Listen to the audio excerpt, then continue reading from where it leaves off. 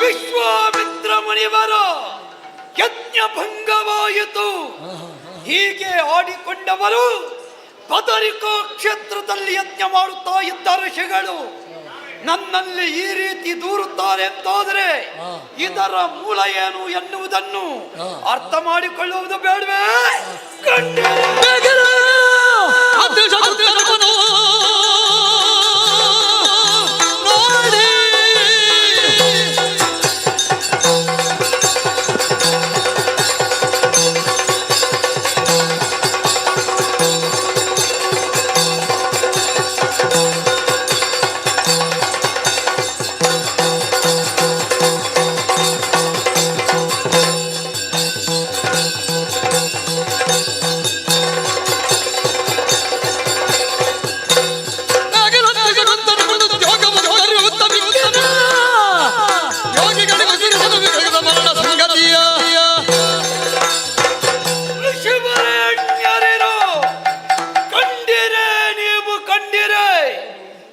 ನಿಮ್ಮ ಯಜ್ಞ ಭಂಗವಾಗುವಲ್ಲಿ ಕಾರಣವಾದದ್ದು ಶಕುಂತ ಪಕ್ಷಿಗಳು ಯಜ್ಞ ಕುಂಡಕ್ಕೆ ಬಿದ್ದದ್ದು ಬೀಳಿಸಿದ್ದೋ ಎನ್ನುವುದು ಪ್ರಶ್ನೆ. ಹಾಗಿದ್ರೆ ದಿವ್ಯ ದೃಷ್ಟಿಯಿಂದ ಕಂಡಾಗ ಅರ್ಥ ಮಾಡಿಕೊಂಡೆ. ಇದೀಗ ಸಿಂಧು ನೃಪತಿಯಾದಂತಹ ಆ ಶಕುಂತ ರಾಜನು ಬೇಟೆಯಾಡುತ್ತಾ ಅಂಬರದಲ್ಲಿದ್ದ ಪಕ್ಷಿಗಳಿಗೆ ವಿಷಕ ಪ್ರಯೋಗ ಮಾಡಿದ. ಅದರಿಂದಾಗಿ ಅವುಗಳು ಯಜ್ಞ ಕುಂಡಕ್ಕೆ ಬಿದ್ದಿವೆ. ಒಂದು ಪ್ರಾಣಿಯನ್ನು ನಿಯಂತ್ರಿಸುವಲ್ಲಿಯೂ ಜಾಗೃತಾವಸ್ಥೆಯನ್ನು ತಳೆಯಬೇಕಾದದ್ದು ಅರಸನಾದವನಾದ್ಯ ಕರ್ತವ್ಯ. ಇದು ರಾಮರಾಜ್ಯ. ರಾಮಾದರ್ಶವನ್ನು ಪಾಲಿಸಬೇಕಾದ ನೃಪತಿ ತಪ್ಪಿ ನಡೆಯುತ್ತಾನೆಂತಾದ್ರೆ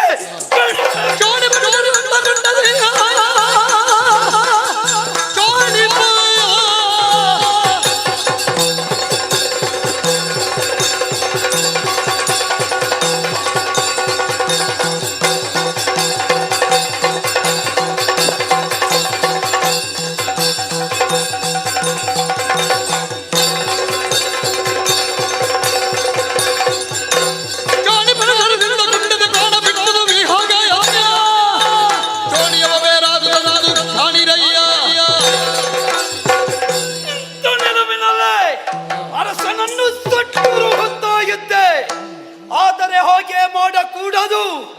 ರಾಮನಿರುವಲ್ಲಿ ವಿಶ್ವಾಮಿತ್ರನ ಪಾರಮ್ಯ ಅಲ್ಲ.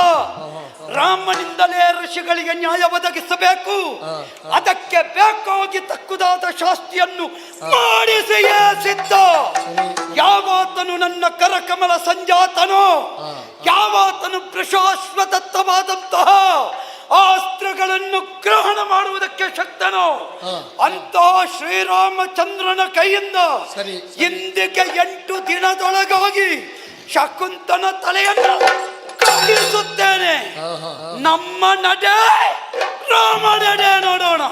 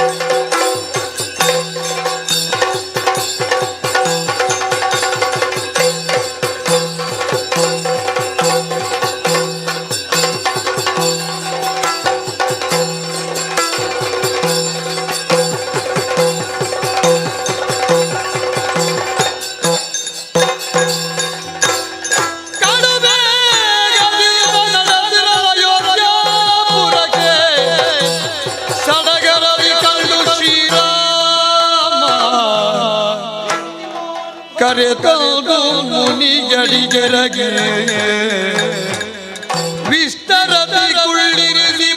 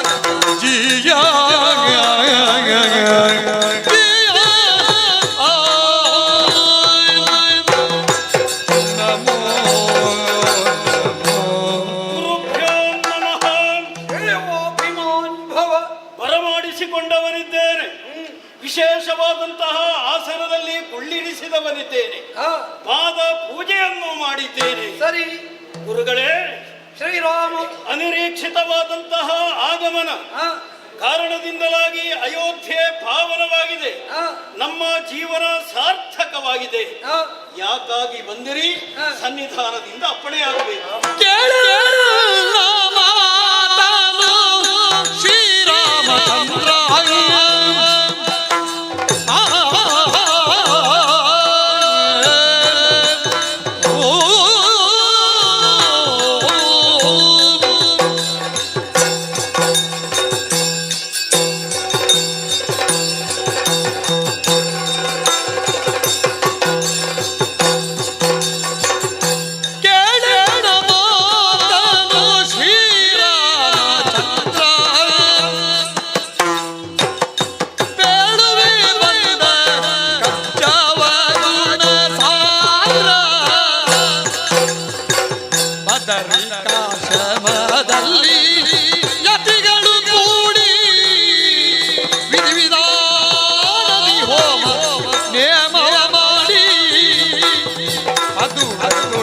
ಸಿಂಧು ಭೂಪತಿ ಬಂದು ಒದಗಿ ಬೇಟೆಯೋಳಿದ ಅಡವಿಗಳದು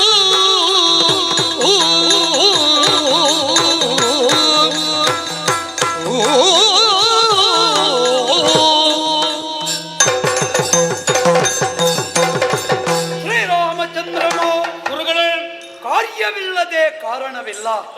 ಯಾವತ್ತಿದ್ದರೂ ವಿಶ್ವಾಮಿತ್ರ ಅಯೋಧ್ಯೆಗೆ ಬರ್ತಾನೆ ಅಂತಾದ್ರೆ ಅದರ ಹಿಂದೊಂದು ಕಾರ್ಯವುಂಟು, ಕಾರಣವುಂಟು ಎನ್ನುವುದು ಸ್ಪಷ್ಟ. ಸರಿ, ಸಿದ್ಧಾಶ್ರಮದಲ್ಲಿದ್ದವ ನಾನು. ಅಲ್ಲಿಂದ ಕರೆ ಬಂತು ಬದರಿಕಾ ಕ್ಷೇತ್ರಕ್ಕೆ. ಋಷಿಗಳು ಮಾಡುವ ಯಜ್ಞ ಕಜ್ಜ, ಅದಕ್ಕೆ ಪೂರಕವಾಗಿ ನನ್ನ ಗಮನ. ಆದರೆ ಅಲ್ಲಿ ನಡೆದದ್ದೇ ಬೇರೆ. ಆ ಋಷಿಗಳು ಮಾಡುತ್ತಾ ಇದ್ದ ಯಜ್ಞ ಕಜ್ಜಕ್ಕೆ ಭಂಗ ಉಂಟಾಯಿತಯ್ಯ. ಹಾಗಿದ್ರೆ ಯಜ್ಞ ಭಂಗಕ್ಕೆ ಯಾವಾತನು ಕಾರಣ, ಏನು ಕಾರಣ ಅಂತ ನೋಡಿದ್ರೆ ಅವರಾಡಿದ್ದಿಷ್ಟೇ. ಒಂದು ಹಕ್ಕಿ ಬಂದು ಯಜ್ಞಕ್ಕೆ ಬಿತ್ತು, ಯಜ್ಞ ಹಾಳಾಗಿ ಹೋಯಿತು. ಇದರ ಮೂಲವನ್ನು ಕೇಳಿದ್ರೆ ಶಕುಂತನೆಂಬ ಭೂವರ, ಅವನು ಈ ಬೇಟೆಯಾಡುವುದಕ್ಕೆ ಬಂದವ, ಸ್ವೇಚ್ಛೆಯಿಂದಲೇ ಬೇಟೆಯಾಡಿದ. ತತ್ಪರಿಣಾಮವಾಗಿ ಅವನ ಬಾಣ ಪ್ರಯೋಗದಿಂದ ಸಿಕ್ಕಿದಂತಹ ಪಕ್ಷಿಗಳು ಯಜ್ಞಕುಂಡಕ್ಕೆ ಬಿದ್ದವು. ಹಾಗಿದ್ರೆ ಜಾಗೃತಿಯನ್ನು ಪಡಿ ಮೂಡಬೇಕಾದವ ರಸ, ಕಾಡು ಅತಂತ್ರವಾದಾಗ ಸುಸ್ಥಿರವಾದ ಸ್ಥಿತಿಗೆ ಒದಗಿಸಬೇಕಾದವ ಅರಸ, ಅದರಲ್ಲಿಯೂ ರಾಮರಾಜ್ಯದ ಮಾಂಡಲಿಕನಾದ ಅರಸ ತಪ್ಪಿ ನಡೆಯುತ್ತಾನೆ ಅಂತಾದ್ರೆ ಬಿಡಬಹುದೇ? ಇದರ ಇತ್ಯರ್ಥ ಮಾಡುವುದಕ್ಕೆ ಬೇಕಾಗಿ ತಿಳಿದುಕೊಂಡೆ. ಯಾರು ಯಜ್ಞ ಭಂಗಕ್ಕೆ ಕಾರಣರೋ ಅಂತಹವರ ತಲೆಯನ್ನು ಇಂದಿಗೆ 8 ದಿನದೊಳಗಾಗಿ ನನ್ನ ಪರಮ ಶಿಷ್ಯನಾದ ರಾಮನ ಕೈಯಿಂದ ಕಳಿಸುತ್ತೇನೆ. ಹೀಗೆ ಪ್ರತಿಜ್ಞೆ ಮಾಡಿದ್ದೇನೆ. ನೀನು ಪ್ರಭು, ಆದೇಶವನ್ನು ಪಾಲಿಸುವವ, ಸಂದೇಶವನ್ನು ಕೊಡುವವ. ಹಾಗಾದ ಕಾರಣ ನನ್ನ ಶಿಷ್ಯನಾಗಿ ಗುರುವಾದ ನಾ ಮಾಡಿದ ಪ್ರತಿಜ್ಞೆಯನ್ನು 8 ದಿನದೊಳಗಾಗಿ ಶಕುಂತನ ಶಿರವನ್ನು ಕಡಿದು ನೀ ಪಾಲಿಸಬೇಕು.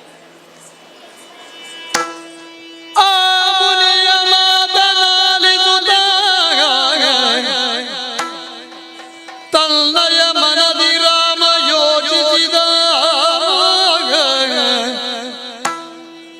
ಇವನೆಲ್ಲ ಗುರುವಾಗಿ ಭೂಮಿಯ ಮರರಿಗೆ ಬಂದೆಡರ ನೀಗಿಸುತ್ತವರ ದ್ರೋಹಿಗಳ ನೆರೆ ಮರ್ದಿಸಿ ಪ್ರೇಮದಿಯು ಸಲಗುವುದೇ ನೃಪಧರ್ಮವಾಗಿರ್ಪುದು ಈ ಮಹಾಕಾರ್ಯದೊಳು ಮೂಲೋಕದವರೆಲ್ಲ ನಾಮದ ಪ್ರಭಾವವು ತಿಳಿಯಲೆಡೆಗೆಯದೇನೊತ ನಿರ್ಧರಿಸಿ ಮುನಿಯ ಮಾತನಾಲಿಸುತ್ತ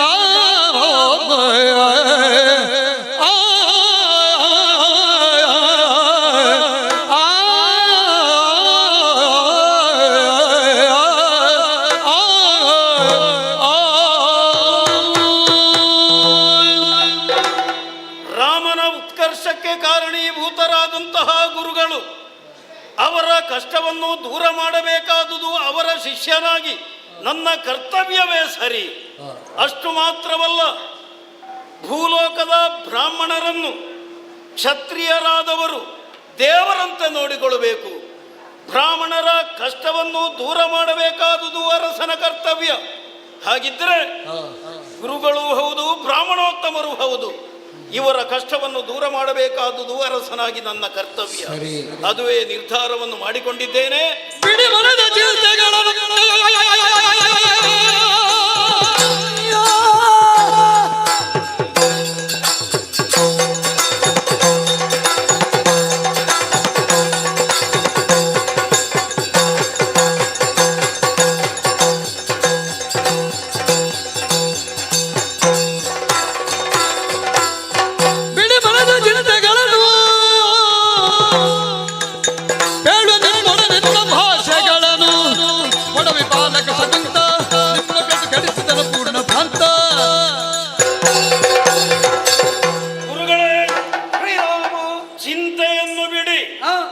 ನಿಮಗೆ ಈ ರೀತಿಯದ್ದಾದಂತಹ ನೋವನ್ನು ಕೊಟ್ಟವ ಮತ್ತೆ ಯಾರೂ ಅಲ್ಲ, ಆ ಶಕುಂತ ಮಹಾರಾಜ. ನಿಜ. ಅಪವಿತ್ರಗೊಳಿಸಿದ ಯಾಗ ಶಾಲೆಯನ್ನೇ. ಆದ ಕಾರಣ ನೀವು ಚಿಂತಿಸಬೇಕಾದಂತ ಅಗತ್ಯ ಇಲ್ಲ. ನನ್ನ ಭಾಷೆಯನ್ನು ನೀವು ಕೇಳಿ. ದಿನದೊಳು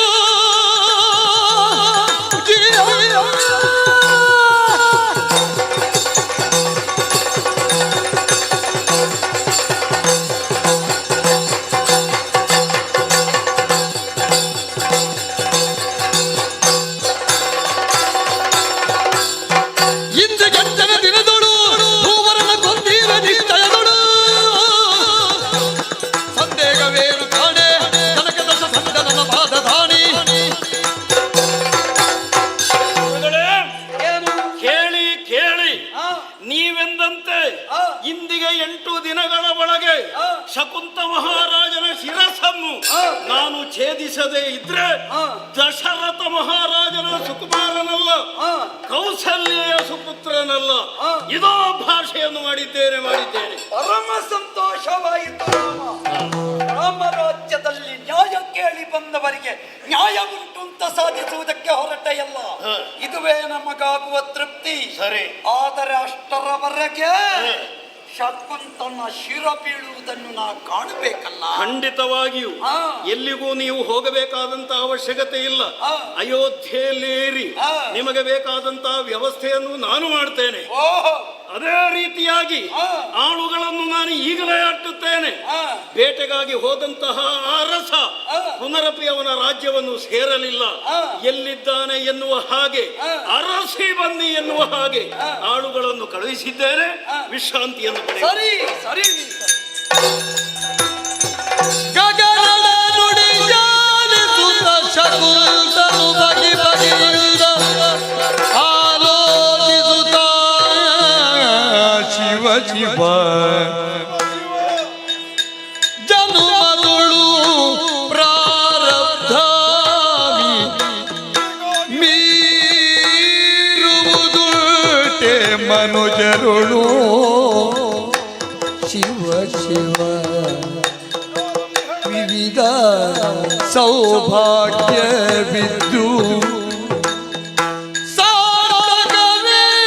ಸಾಧಕವೇನು ಭವರೋ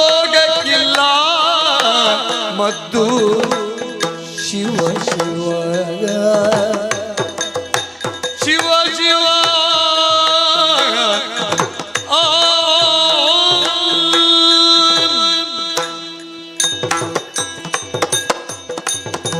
ಹಾ ಶಿವನೇ, ಎಂತಹ ದುರವಸ್ಥೆಗೆ ನಾ ಬಂದು ತಲುಪಿದೆ. ಅಂಬರದ ವಾಣಿ ಎನ್ನುವುದು ಸತ್ಯವೇ? ಆ ವಾಣಿ ಎನ್ನುವುದೇ ನನ್ನ ಮೈಮನವನ್ನು ಕಂಪನಗೊಳಿಸುವುದಕ್ಕೆ ಆರಂಭವಾಯಿತಲ್ಲ. ಅಷ್ಟು ಮಾತ್ರವೇ ಅಲ್ಲ, ಮೇಲಿದ್ದಂತಹ ಆಗಸವೇ ನನ್ನ ತಲೆಯ ಮೇಲೆ ಬಿದ್ದೋ ಎನ್ನುವ ಹಾಗೆ ನನಗೆ ಭಾಸವಾಗುತ್ತಾ ಉಂಟು. ನಿಂತ ನೆಲವೇ ಕುಸಿದು ನನ್ನನ್ನೇ ನುಂಗಿತೋ ಎನ್ನುವ ಹಾಗೆ ಭಾಸವಾಗುತ್ತಾ ಉಂಟು. ನನ್ನ ದೇಹದಲ್ಲಿ ಹರಿದಾಡುತ್ತಿರುವಂತಹ ಉಸಿರಿಗೆ ಇನ್ನಿರುವುದು 8 ದಿವಸಗಳ ಮಾತ್ರ. ಛೆ! ಏನು ತಪ್ಪು ಮಾಡಿದೆ ನಾನು? ಏನು ಅನ್ಯಾಯವನ್ನು ಮಾಡಿದೆ ನಾನು? ಯಾವ ತಪ್ಪಿಗೆ ನನಗೆ ಈ ಶಿಕ್ಷೆ? ಒಂದೂ ನನಗೆ ಅರ್ಥವಾಗುತ್ತಾ ಇಲ್ಲ. ಎಲ್ಲವೂ ಗೊಂದಲವೇ ಆಗುತ್ತಾ ಉಂಟು. ಪಕ್ಷಿಯೊಂದನ್ನು ಬಯಸಿ ನಾ ಬಾಣವನ್ನು ಹೊಡೆದೆ ಅಂತಾದ್ರೆ ಹಾರಿ ಹೋದ ಪಕ್ಷಿ ವಿಶ್ವಾಮಿತ್ರರ ಹೆಜ್ಜೆಕುಂಡಕ್ಕೆ ಬೀಳುವುದಂತೆ, ರಾಮ ಅದಕ್ಕೆ ಪ್ರತಿಜ್ಞೆ ಮಾಡುವುದಂತೆ. ಅಂದರೆ ಮರಣದ ಭೀತಿಯಲ್ಲಿರುವಂತಹ ನನಗೆ ಯಾವ ಮದ್ದು ಇಲ್ಲ ಅಂತ ಅರ್ಥ ಆಯಿತು. ಲೋಕಬಂಧುವಾದ ರಾಮ ನನ್ನಂತವನನ್ನು ಕೊಂದು ಕಳೆಯುತ್ತಾನೆ ಅಂತ ತೀರ್ಮಾನ ಮಾಡ್ತಾನೆ ಅಂತ ನಾ ಕನಸಿನಲ್ಲಾದರೂ ಆಲೋಚಿಸುವುದಕ್ಕುಂಟೆ. ನನ್ನನ್ನು ರಕ್ಷಿಸಿ ಎನ್ನುವ ಹಾಗೆ ಯಾರಲ್ಲಾದರೂ ಧೀರತೆಯಿಂದ ಬೇಡಿಕೊಂಡೆ ಅಂತಾದ್ರೆ ಛೀ ಹೋಗು, ರಾಮನ ವಿರೋಧಿಗೆ ನಾವು ರಕ್ಷೆಯನ್ನು ಕೊಡುವುದಕ್ಕಿಲ್ಲ ಅಂತ ಆಡುತ್ತಾ ಇದ್ದಾರೆ. ಒಂದು ತೀರ್ಮಾನವನ್ನು ನಾನು ಮಾಡುತ್ತಾ ಇದ್ದೇನೆ. ರಾಮನ ಬಾಣಕ್ಕೆ ನಾ ಆಹುತಿಯಾಗುವುದು ಸತ್ಯ ಅಂತಾದ ಮೇಲೆ, ನನ್ನ ಪ್ರಾಣ ಉಳಿಯುವುದಿಲ್ಲ ಅಂತಾದ ಮೇಲೆ ನಾ ಬದುಕುವುದು ಯಾಕೆ? ಅವ ಕೊಂದು ಸಾಯುವುದಲ್ಲ, ನೀರಿಗೆ ಬಿದ್ದಾದರೂ ಸಾಯುವುದು ಅಂತ ಭಾವಿಸಿದ್ದೇನೆ. ಏನು ಮಾಡಬೇಕು ಅಂತ ಗೊತ್ತಾಗುತ್ತಿಲ್ಲ. ಲೀಲಾಮಯ ಶ್ರೀಧರ ರಮಾಧವ ಲೀಲಾಮಯ ಶ್ರೀಧರ ಲೀಲಾಮಯ ಶ್ರೀಧರ ರಮಾಧವ ಲೀಲಾಮಯ ಶ್ರೀಧರ ಶ್ರೀಶ ಕೃತಪೋಷ ಖಳವಾ ವೈಕುಂಠನಾಥ ಶ್ರೀಶ ಕೃತಪೋಷ ಖಳನಾಶ ವೈಕುಂಠವಾಸ ಲೀಲಾಮಯ ಶ್ರೀಧರ ಕೌಸ್ತುಭಧಾರಿ ಕೌಸ್ತುಭಧಾರಿ ಗರುಡ ವಿಹಾರಿ ಕೌಸ್ತುಭಧಾರಿ ಗರುಡ ವಿಹಾರಿ ಮಂದರದರ ಗೋವಿಂದ ಮುರಾರಿ ಲೀಲಾಮಯ ಶ್ರೀಧರ ಶ್ರೀಧರ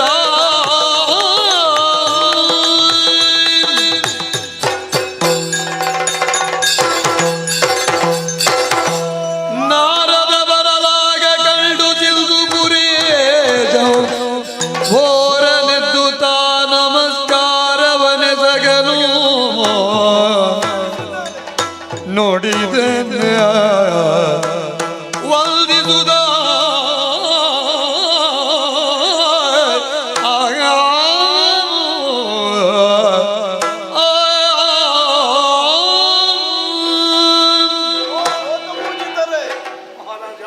ನಮಸ್ಕಾರಗಳಲ್ಲದೆ ಬೇರೇನು ಇಲ್ಲ ಎನ್ನುವುದು ನನಗೆ ತಿಳಿದಿದೆ. ಕಾಡಿನ ದಾರಿಯಲ್ಲಿ ನಡೆಯುತ್ತಾ ಬರುತ್ತಾ ಇರುವವನು ನಾನು. ತ್ರಿಲೋಕ ಸಂಚಾರಿಗಳಾದಂತಹ ನಿಮ್ಮನ್ನು ಕಂಡಾಗ ಒಮ್ಮೆ ಹರ್ಷಿತನಾದೆ. ಆ ಕಾರಣಕ್ಕಾಗಿ ಶಿರವನ್ನು ತಗ್ಗಿಸಿ ಕೈಯನ್ನು ಜೋಡಿಸಿ ನಿಮ್ಮ ಪದತಲಕ್ಕೆ ಪ್ರಣಾಮವನ್ನು ಸಲ್ಲಿಸ್ತಾ ಇದ್ದೇನೆ. ನನ್ನನ್ನು ಆಶೀರ್ವದಿಸಿ. ನನ್ನನ್ನು ನೋಡಿ ನಿಮಗೆ ಸಂತೋಷ ಆಯ್ತಾ? ಒಂದು ಕ್ಷಣ ಓಹೋ ಭೂಪಾಲ ನೀನೇತ ಕಳಲುವೆಯೋ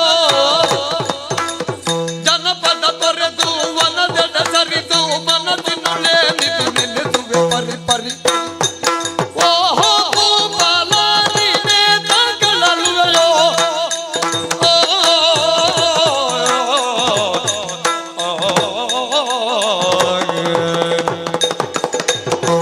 ಮಹಾರಾಜ, ದೇವ ಋಷಿಗಳೇ, ನಿನ್ನ ಮಾತಿಗೂ ನಿನ್ನ ಕಾರ್ಯಕ್ರಮಕ್ಕೂ ಒಂದಕ್ಕೊಂದು ಸಂಬಂಧ ಕಾಣ್ತಾ ಇಲ್ಲ. ನಾನು ನಿಂತಿದ್ದೇನೋ ಕೂತಿದ್ದೇನೋ ಮಲಗಿದ್ದೇನೋ ನನಗೆ ಅರ್ಥ ಆಗ್ತಾ ಇಲ್ಲ. ಹೌದಲ್ಲ? ನಿಮ್ಮನ್ನು ನೋಡಿ ನನಗೆ ಸಂತೋಷ ಆಯಿತು. ಈ ಸಂತೋಷ ಎನ್ನುವುದು ಹೀಗೆ ಹೇಳುವುದು. ಈ ಕೊನೆಯ ಕಾಲಕ್ಕಾದ್ರೂ ನಿಮ್ಮನ್ನು ಕಾಣುವ ಸೌಭಾಗ್ಯ ನನಗೆ ಸಿಕ್ಕಿತಲ್ಲ, ಬೇರೇನು ಬೇಕು? ಹಾಗಾದ್ರೆ ಏನೋ ಒಂದು ದುಃಖ ನಿನಗೆ ಆಗಿದೆ ಅಂತ ಆಯ್ತು. ಹ, ಏನಾಯ್ತು, ಯಾಕಾಯ್ತು, ಸ್ವಲ್ಪ ಹೇಳ್ತೀಯಾ? ಹೇಳ್ಬೇಕು. ಮುನಿಪ ಕೇಳನಗಿಂದು ಸಂಭವಿಸಿದ ವಿಪತ್ತನೋ ಕೇಳಿ ಬಲಗಳಿಲ್ಲ. ವನಗಳು ಮೃಗ ಬೇಟೆಯಾಡು ದಂಡದ ಬೆರಡನು ಕಂಡು ಕರವೊಂದನು ನಾನೆಸೆನೆಗೆ ಮುನಿಪ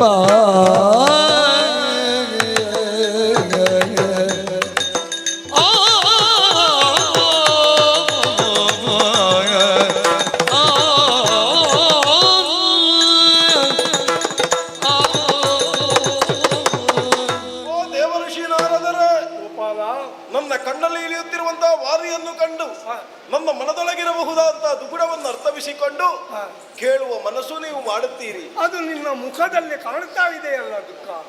ಹ, ನಿಮ್ಮಲ್ಲಿ ಹೇಳೋಣ ಅಂತ ನಾ ಭಾವಿಸ್ತಾ ಇರುವುದು. ಹ, ಹೇಳಿ ಹಗುರ ಮಾಡಬಹುದಾದ ನೋವಲ್ಲ ಇದು. ಹ, ಇದು ಹೆಚ್ಚಾಗುವ ನೋವು ಸ್ವಾಮಿ. ಹೌದಾ? ಹೌದು. ಯಾಕೆ, ಏನಾಯ್ತು? ಕೃಷಿಕರೆಲ್ಲವರು ಬಂದು ನನ್ನಲ್ಲಿ ದೂರನ್ನು ಕೊಟ್ಟರು. ಹ, ಕಾಡು ಪ್ರಾಣಿಗಳು ಉಪದ್ರವವನ್ನು ಕೊಡುತ್ತಾ ಉಂಟು ಎನ್ನುವ ಹಾಗೆ ಹ, ಅವನ್ನೆಲ್ಲವನ್ನು ಬೇಟೆಯಾಡುವ ನಿರ್ಧಾರವನ್ನು ಕೈಗೊಂಡು ಕಾನೂನವನ್ನು ಸೇರಿದೆ, ಬೇಟೆಯಾಡಿದೆ. ಅದು ನಿನ್ನ ಕರ್ತವ್ಯ ತಾನೇ. ಹೌದು, ಹ, ನಾ ಮಾಡಬೇಕಾದುದೇ. ಹ, ಆದರೆ ಅಷ್ಟನ್ನು ಮಾಡಿ ವಿಶ್ರಾಂತಿಯನ್ನು ತೆಗೆದುಕೊಳ್ಳುವಂತಹ ವೇಳೆಯಲ್ಲಿ ಹ, ಮರದ ಮೇಲೆರಡು ಹಕ್ಕಿಗಳನ್ನು ನಾ ಕಂಡೆ. ಹ, ಹ, ಅದನ್ನು ಪಡೆಯಬೇಕು ಎನ್ನುವ ಮನೋಭಾವವನ್ನು ಹೊಂದಿದೆ. ಹ. ಆ ಕಾರಣಕ್ಕಾಗಿ ಹ. ನನ್ನ ಕರಚಮತ್ಕೃತಿಯನ್ನು ತೋರುವುದಕ್ಕಾಗಿ ಒಂದು ಬಾಣವನ್ನು ಅದರ ಎರಡನ್ನು ಉರುಳಿಸಬೇಕು ಅಂತ ಹೊಡೆದೆ. ಹ, ಒಂದು ಹಕ್ಕಿ ಸತ್ತಿತು, ಕೆಳಗೆ ಬಿತ್ತು. ಹ. ಇನ್ನೊಂದು ಹಕ್ಕಿ ಗಾಯವನ್ನು ಗೊಂಡು ಎತ್ತಲೋ ಹಾರಿ ಹೋಯಿತು. ಹ, ಹ, ಅದರ ಬಗೆಗೆ ನಾನು ನಿರ್ಲಕ್ಷ್ಯವನ್ನು ಹೊಂದಿ ಹ. ನನ್ನಲ್ಲಿಗೆ ನನ್ನಷ್ಟಕ್ಕೆ ನಾನಿದ್ದರೆ ಹ. ಅಂಬರದ ವಾಣಿಯೊಂದಾಯಿತು. ಏನದು? ಹೋದ ಹಕ್ಕಿ ವಿಶ್ವಾಮಿತ್ರರ ಯಾಗಕುಂಡದಲ್ಲಿ ಬಿತ್ತಂತೆ. ಅವರ ಕರಕಮಲ ಸಂಜಾತನಾದ ರಾಮನ ಮೂಲಕವಾಗಿ ಇಂದಿನಿಂದ 8 ದಿವಸದೊಳಗಾಗಿ ಶಕುಂತರನ್ನು ಕೊಂದು ಕಳೆಯುತ್ತೇನೆ ಅಂತ ಹೇಳಿದ್ದಾರೆ.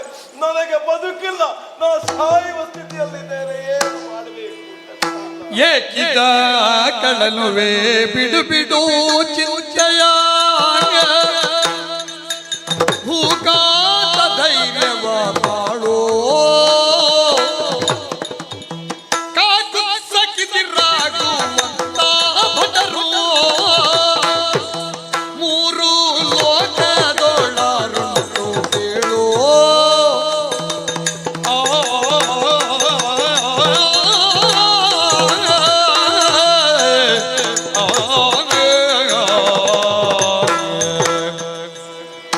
ಮಹಾರಾಜ, ಗುಣನಿಧಿ. ರಾಮಚಂದ್ರಮ ನಿನ್ನನ್ನು ಕೊಲ್ತಾನೆ ಹ, ಅಂತ ಒಂದು ಮಾತು ಹೇಳಿದ್ರೆ ಅದು ಹಾಗೇ ಆಗುತ್ತದೆ. ನಾವು ಸಾಯ್ತೇನೆ.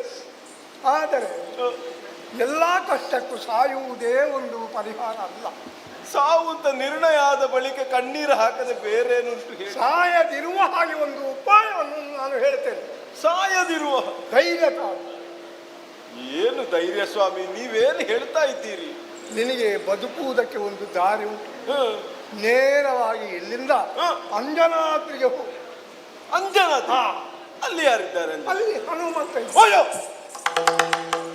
ನೀವು ಏನು ಸ್ವಾಮಿ, ಹ, ನನ್ನನ್ನು ಬಿಸಿಯಾದ ತುಪ್ಪದೊಳಗೆ ನಾ ಇದ್ರೆ ಅದರಿಂದ ತೆಗೆದು ಬೆಂಕಿಗೆ ಹಾಕುತ್ತಾ ಇದ್ದೀರಿ. ಯಾಕೆ?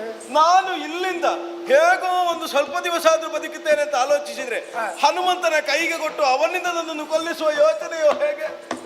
ಅದಕ್ಕೆ ಹೇಳುವುದು, ನಿನಗೆ ಸ್ವಲ್ಪವೂ ಬುದ್ಧಿ ಇಲ್ಲ.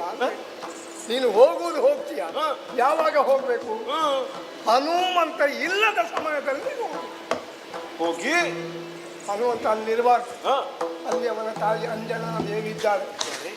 ಮೊದಲಾಗಿ ಅವಳ ಕಾಲು ಹಿಡಿದು ಅವಳಿಂದ ಮೊದಲಾಗಿ ಭಾಷೆಯನ್ನು ತೆಗೆದು ತಗೊಂಡ್ರೆ ಆಮೇಲೆ ವಿಚಾರವನ್ನು ತಿಳಿಸು.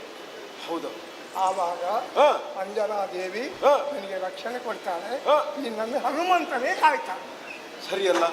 ನನಗದೊಂದು ಪ್ರಾಣ ಉಳಿಸಿಕೊಳ್ಳುವುದಕ್ಕೆ ದಾರಿ ಹೌದಲ್ಲ? ದಾರಿ ಹೌದು. ಒಂದು ಆಶೀರ್ವಾದ ಮಾಡಿ ಹೋಗು. ಅಂಜನಾದ್ರಿಗೆ ಓಡಿಕೊಂಡು ಸೇರಿಕೊಡ್ತೇನೆ.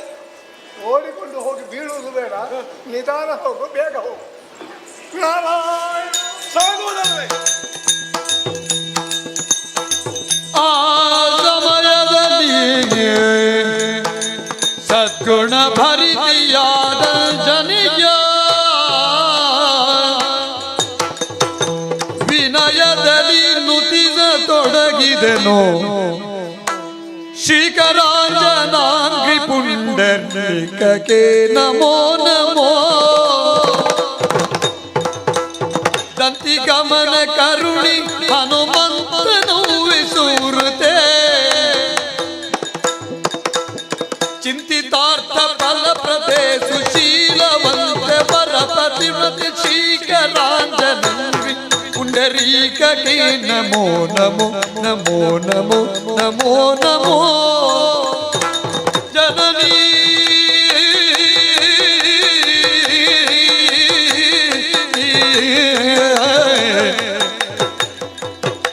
ಮರೆಯ ಹೊಕ್ಕವರನು ಕಾವ ಬಿರುದು ನಿನ್ನ ವೀಕ್ಷಿಸು ಹರಣದಾನ ನೀಡುತ್ತಿಲ್ಲ ಕರುಣದಿಂದ ರಕ್ಷಿಸು ದೇವಿ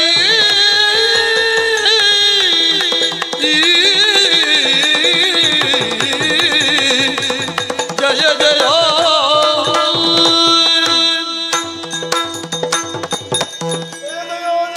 ಅಂಜನಾದೇವಿ ಪುಂಡರೀಕನೇತ್ರಳೆ ಕಾರುಣ್ಯ ರೂಪಳೆ ಹನುಮಂತನ ಜನನೇ ನಿನ್ನ ಪದತಲಕ್ಕೆ ನನ್ನ ಶಿರವನ್ನು ಚಾಚುತ್ತಾ ಇದ್ದೇನೆ. ಪ್ರಾಣಭೀತಿಯಿಂದ ಓಡೋಡಿಕೊಂಡು ಬಂದವನು ನಾನು, ನೀನು ಪ್ರಾಣವನ್ನು ಉಳಿಸುವವಳು ಅಂತ ಭಾವಿಸಿಯೇ ನಿನ್ನ ಪದತಲಕ್ಕೆ ಎರಗಿದವನು ನಾನು. ಅಮ್ಮ, ನನಗೆ ಪ್ರಾಣದಾನ ಬೇಕು, ಪ್ರಾಣವನ್ನು ಉಳಿಸುವಂತ ನಿರ್ಣಯವನ್ನು ಕೈಗೊಳ್ಳಬೇಕು. ಮೆಚ್ಚಿದನು ನಿನ್ನ ಮನಸ್ತೌತ್ಯಕ್ಕೆ ಸಚ್ಚರಿತನಗೆ ಜೀವದಾನವ ಸಚ್ಚರಿತನಗೆ ಜೀವದಾನವ ನಿಚ್ಚಟದಿ ನಿನಗಿತ್ತೇ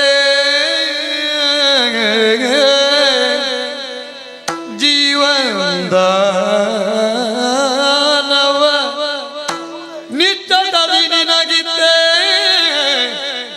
ಹರಿಗರ ರಟ್ಟಗಟ್ಟಿದರು ಉಚ್ಚರಿಸಿದಕ್ಕೆ ಎಡರುವಾರದು ಚೊಚ್ಚಲಾತ್ಮಜ ಹನುಮನಾಣೆ ಚೊಚ್ಚಲಾತ್ಮಜ ಹನುಮನಾಣೆ ತ್ವಜಿಸಿದವನು ಉಸಿರಿನಲ್ಲೋ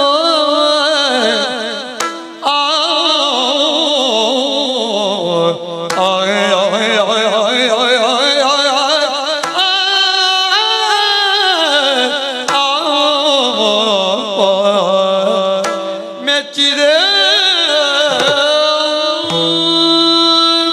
ದೂರದಲ್ಲಿರುವಂತಹ ಈ ಅಂಜನಾದ್ರಿಗೆ ಯಾರೋ ಒಬ್ಬ ಅಪರಿಚಿತನ ಆಗಮನವಾಯಿತು. ಸದಾ ರಾಮ ಧ್ಯಾನದಲ್ಲಿದ್ದವಳು ನಾನು. ಈ ಹೊತ್ತಿನಲ್ಲಿ ನನ್ನ ಬಳಿಗೆ ಬಂದವನೇ ನೀನು. ಪರಿಪರಿಯಾಗಿ ನುತಿಸುವುದಕ್ಕೆ ತೊಡಗಿದ್ದಿ. ಮಾತ್ರವಲ್ಲ, ಅಪರಿಚಿತ ಅಂತಾದ್ರೂ ಕೂಡ ನಿನ್ನನ್ನು ಕಾಣುವಾಗ ನನಗೆ ಆಶ್ಚರ್ಯವಾಗುತ್ತಾ ಇದೆ. ಆಂಗಿಕವಾದಂತಹ ಸೌಷ್ಠವ, ಮೌಖಿಕವಾದಂತಹ ಕಾಂತಿ, ಇವೆಲ್ಲವನ್ನು ಕಾಣುವಾಗ ಯಾವುದೋ ಒಂದು ಊರಿನ ಅರಸ ಎನ್ನುವುದರಲ್ಲಿ ಯಾವುದೇ ಅನುಮಾನವಿಲ್ಲ. ಸಚ್ಚರಿತ ಎನ್ನುವುದನ್ನು ನಾನು ಮನಸ್ಸಿನಲ್ಲಿ ನೆನೆಸಿಕೊಂಡವಳಿದ್ದೇನೆ.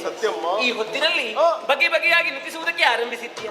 ಜೀವದಾನವನ್ನು ನೀಡಬೇಕು ಎನ್ನುವ ಹಾಗೆ ಬೇಡುತ್ತಾ ಇದ್ದೆ. ನನ್ನ ಪ್ರಾಣವನ್ನು ನೀನೇ ಉಳಿಸಬೇಕು. ಇದೋ ನಿನಗೆ ಜೀವದಾನವನ್ನು ನೀಡುವವಳಿದ್ದೇನೆ. ನನ್ನಿಂದ ಏನಾಗಬೇಕು? ನೀನು ಹಾಗೆಲ್ಲ ಹೇಳಿದ್ರಾಗುವುದಿಲ್ಲ. ಮತ್ತೆ ಹೇಗೆ? ಪ್ರಾಣ ಭಿಕ್ಷೆಯನ್ನು ಕೊಡುತ್ತೇನೆ ಅಂತ ಹೇಳಿ ಆಯ್ತಲ್ಲ. ಅದು ಹಾಗಾಗುವುದಿಲ್ಲ. ನೀ ಬಾಯಿ ಮಾತಿನಿಂದ ಹೇಳ್ಬೋದು, ಬಾಯಿ ಮಾತಿನಿಂದ ಮುಗಿಯುವಂತಹ ಸಮಸ್ಯೆ ಅಲ್ಲ ಇದು, ಜಟಿಲವಾದ ಸಮಸ್ಯೆ. ಬಾಯಿ ಮಾತಿನಿಂದ ಮುಗಿಯುವಂತದ್ದಲ್ವಾ? ಒಂದು ನಿರ್ಣಯಾತ್ಮಕವಾದ ಏನಾದ್ರೂ ಮಾತು ಹೇಳಿದ್ರೆ ನಾವು ಒಪ್ಪಬಹುದು. ನಿರ್ಣಯಾತ್ಮಕ ಅಂದ್ರೆ ಹೇಗೆ? ನಿನಗೆ ಆಣೆ ಪ್ರಮಾಣವಾದ್ರೂ ಹೇಳಬೇಕು. ಓಹೋ, ಆಣೆ ಪ್ರಮಾಣ ಮಾಡಿ ಆದ್ರೂ ನಿನಗೆ ನಾನು ಪ್ರಾಣ ರಕ್ಷಣೆಯನ್ನು ಕೊಡುತ್ತೇನೆ ಹಾಗಂತ ಹೇಳಿ ಮಾತಿಗೆ ಆಣೆ ಹಾಕುವವರನ್ನು ನಂಬಬಾರ್ದಂತ ಹೇಳ್ತಾರೆ. ಹಾಗಲ್ಲ, ಅದು ಯಾರು ಒಟ್ಟು ಮಾತಾಡುವವರಿಗೆ ಮಾತ್ರ. ನಿನ್ನನ್ನು ಮೊದಲೇ ಹೇಳಿದ್ದೇನೆ. ಸರಿ, ಈ ಭೂಮಿ ತಾಯಿಯ ಮೇಲೆ ಆಣೆ ಮಾಡಿ ಹೇಳ್ತಾ ಇದ್ದೇನೆ, ನಿನಗೆ ಜೀವದಾನವನ್ನು ನಾನು ಕೊಡುತ್ತೇನೆ. ಏನಮ್ಮ, ಭೂಮಿ ದೇವಿಯ ಆಣೆ ಹಾಕಿ ಹೇಳುವುದ ನೀವು? ಮತ್ತೆ ಅವಳು ಚಂಚಲ ಅಲ್ವಾ? ಅವಳನ್ನು ಯಾರಾದ್ರೂ ನೋಡು, ಬಲಯುತನಾದವನು ಅವಳನ್ನು ಆಳುತ್ತಾನೆ. ಅಂತವಳಿಗೆ ನೀನು ಆಣೆ ಹಾಕಿದ್ರೆ ಎಷ್ಟಾಗುತ್ತದೆ? ಅದು ಪ್ರಮಾಣ ಸಾಕ್ಷಿ ಆಗುವುದಿಲ್ಲ. ಭೂಮಿ ತಾಯಿಯ ಮೇಲೆ ಆಣೆ ಹಾಕಿದ್ರೆ ನಂಬಿಕೆ ಬರುವುದಿಲ್ಲ. ತ್ರಿಮೂರ್ತಿಗಳ ಮೇಲೆ ಆಣೆ ಮಾಡಿ ಹೇಳ್ತಾ ಇದ್ದೇನೆ, ಅವರಿಗೂ ಕಲ್ಪಾಂತ್ಯದಲ್ಲಿ ಸಾವುಂಟು ಅಂತ ಗೊತ್ತುಂಟು. ಸಾವಿರುವವರದ್ದೆಲ್ಲ ಆಣೆ ಆಗುತ್ತದ ದೇವಿ. ಜಗತ್ತಿಗೆ ಬೆಳಕನ್ನು ಕೊಡುವವನು ಸೂರ್ಯ, ಮತ್ತೆ ಇನ್ನೊಬ್ಬ ಚಂದ್ರ. ಸೂರ್ಯ ಚಂದ್ರನ ಮೇಲೆ ಆಣೆ ಮಾಡಿ ಹೇಳ್ತಾ ಇದ್ದೇನೆ, ನಿನಗೆ ಜೀವದಾನವನ್ನು ಕೊಡ್ತೇನೆ. ಅವರಿಗೆ ಹಗಲಿದ್ದವನಿಗೆ ರಾತ್ರಿ ಇರ್ಲಿಕ್ಕೆ ಆಗುವುದಿಲ್ಲ, ರಾತ್ರಿ ಇದ್ದವನಿಗೆ ಹಗಲಿರ್ಲಿಕ್ಕೆ ಆಗುವುದಿಲ್ಲ. ರಾಹುಕೇತುಗಳ ಪೀಡೆ ಅವರಿಗೆ ತಪ್ಪಲಿಲ್ಲ. ಅಂತವರ ಆಣೆ ಎಲ್ಲ ನನಗೆ ಆಗುವುದಿಲ್ಲ ಅಮ್ಮ. ಅಂಗೈಯಲ್ಲಿ ಅಗ್ನಿ ಉಂಟಂತ ಹೇಳ್ತೇನೆ, ಈ ಅಗ್ನಿಯ ಮೇಲೆ ಆಣೆ ಮಾಡಿ ಹೇಳ್ತಾ ಇದ್ದೇನೆ. ಅಗ್ನಿಗೆ ನೀರು ಬಿದ್ದಾಗ ಅದು ಎಲ್ಲಿ ಹೋಗುತ್ತದೆ ಅಂತ ಯಾರಿಗೆ ಗೊತ್ತುಂಟು? ರಕ್ಕಸರಿಂದ ಸೋಲುಂಡವರು ದೇವತೆಗಳು ಅವರನ್ನೆಲ್ಲ ಆಣೆ ಹೇಳಿದ್ರೆ ಅದು. ನೀನೀಗ ನನ್ನನ್ನು ಮಾತಿಗೆ ಆಣೆ ಭರಿಸ್ತೀಯ ಅಂತ ನೀನು ಅಲ್ಲ, ನೀವೊಂದು ಸರಿಯಾದದ್ದು ಒಂದು ನೀವು ನಿರ್ಣಯ ಇರುವುದು. ಹಾಗಾದ್ರೆ ಸರಿ, ನನ್ನ ಚೊಚ್ಚಲ ಮಗನಾದಂತಹ ಹನುಮನ ಮೇಲೆ ಆಣೆ ಮಾಡಿ ಹೇಳ್ತಾ ಇದ್ದೇನೆ, ನಿನಗೆ ಜೀವದಾನವನ್ನು. ಈಗ ನಾನು ಯಾರು ಅಂತ ಹೇಳ್ತೇನೆ. ಏನ ಬೇಡುವೆ ಎನ್ನಳಲ ತಾಯೇ, ಕಾರುಣ್ಯದಿಂದ ನಿಧಾನಿಸೀಗ ಸಮೀರಣ ಪ್ರೀಗೆ. ಕಾನನದಿ ಮೃಗ ಬೇಟೆಯಾಡಿದ ನಾನು ವೀಕ್ಷಿಸಿ ಪಕ್ಷಿ ಯುಗ್ಮಕ್ಕೆ ಆನಿಸಿದ ಮಾರ್ಗಣವನ್ನು ಸೆಯಲು ಬೇನೆಗೊಳಿಸಿದು ತಂದು ಖಗವನು. ಏನ ಬೇಡುವೆ ಎನ್ನಳಲ ಎಲೆ ತಾಯೇ,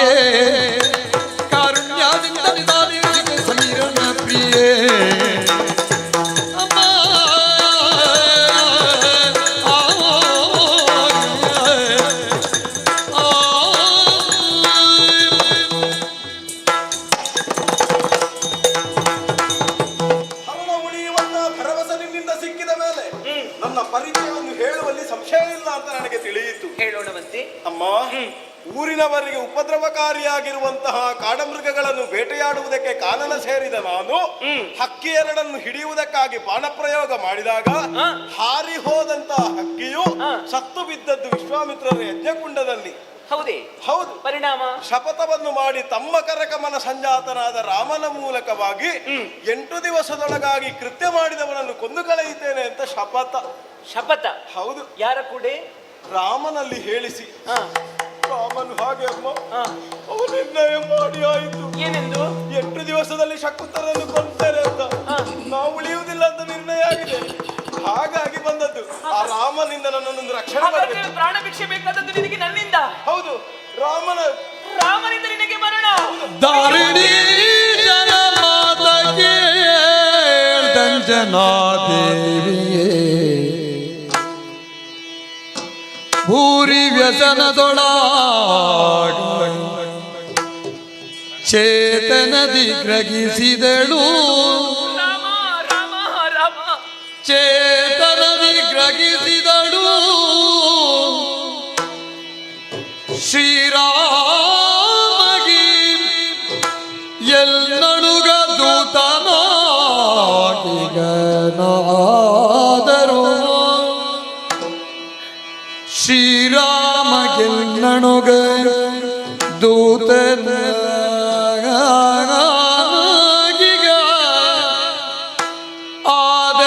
ಆದರವಸರದೊಳಿಂದು ನಾನು ಸಾರವರಿಯದೆ ಮೋಸ ಹೋದೆಯೇ. ಸಾರವರಿಯದೆ ಮೋಸ ಹೋದೆ, ಒರೆದುದ ತಪ್ಪಬಾರದು, ಒರೆದುದಕ್ಕೆ ತಪ್ಪಬಾರದು.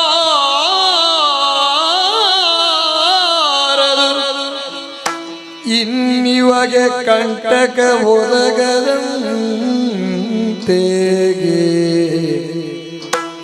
ಇವಗೆ ಕಂಟಕ ಒದಗದಂತೆ ಸುಕುಮಾರ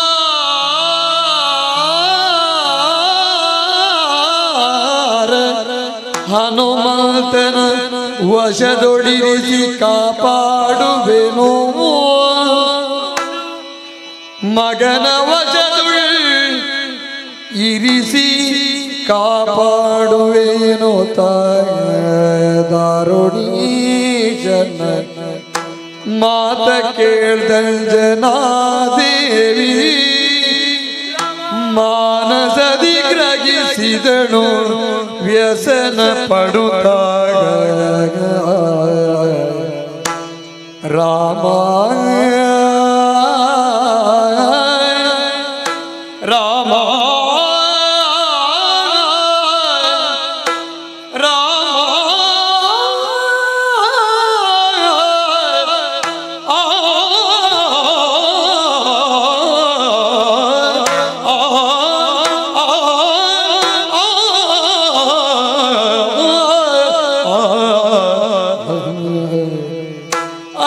ಜಗತ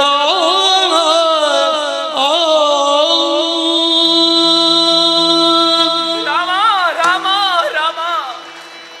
ಅಂಜನಾದ್ರಿಯಲ್ಲಿದ್ದುಕೊಂಡು ರಾಮ ಧ್ಯಾನವನ್ನು ಮಾಡುತ್ತಾ ಸದಾ ಆನಂದ ತುಂದಿಲನಾದವಳು ಇಂದೀಗ ಈತನಿಗೆ ಇವನ ಪ್ರಾಣಕ್ಕೆ ರಾಮನಿಂದ ಕಂಟಕ ಬಂದಿದೆಯಂತೆ. ಹಿಂದೆ ಮುಂದೆ ನೋಡದೆ ನಾನು ಮಾತನ್ನು ಭಾಷೆಯನ್ನು ಕೊಟ್ಟು ಬಿಟ್ಟೆ. ಆದರೆ ರಾಮ ಧ್ಯಾನವನ್ನು ಮಾಡುತ್ತಾ ನನ್ನ ಜೀವನವನ್ನು ಪಾವನವಾಗಿಸಿಕೊಂಡಂತಹ ಇಂದು ನಾನೇನಾದರೂ ಇವನ ಮಾತಿಗೆ ಬದ್ಧಳಾಗಿ ನಿಂತೆನು ಎಂದಾದ್ರೆ ಇವನ ಪ್ರಾಣವನ್ನು ರಕ್ಷಿಸುವುದಾದ್ರೂ ಹೇಗೆ ನಾನು? ಇಲ್ಲ, ನನ್ನ ಮಗನಾದಂತಹ ಹನುಮನ ಮೇಲೆ ಆಣೆ ಮಾಡಿ ನಾನು ಹೇಳಿದವಳಿದ್ದೇನೆ. ಇವನ ಪ್ರಾಣವನ್ನು ರಕ್ಷಿಸಲೇಬೇಕು. ಇದಕ್ಕೆ ದಾರಿಯನ್ನು ಅವನಲ್ಲಿಯೇ ನಾನು ಕಂಡುಕೊಳ್ಳಬೇಕು. ಹಾಗಾಗಿ ನನ್ನ ಮಗನಾದಂತಹ ಹನುಮನನ್ನು ನಾನು ಕರೆಯುತ್ತೇನೆ, ಅವನನ್ನೇ ಕರೆಯುತ್ತೇನೆ.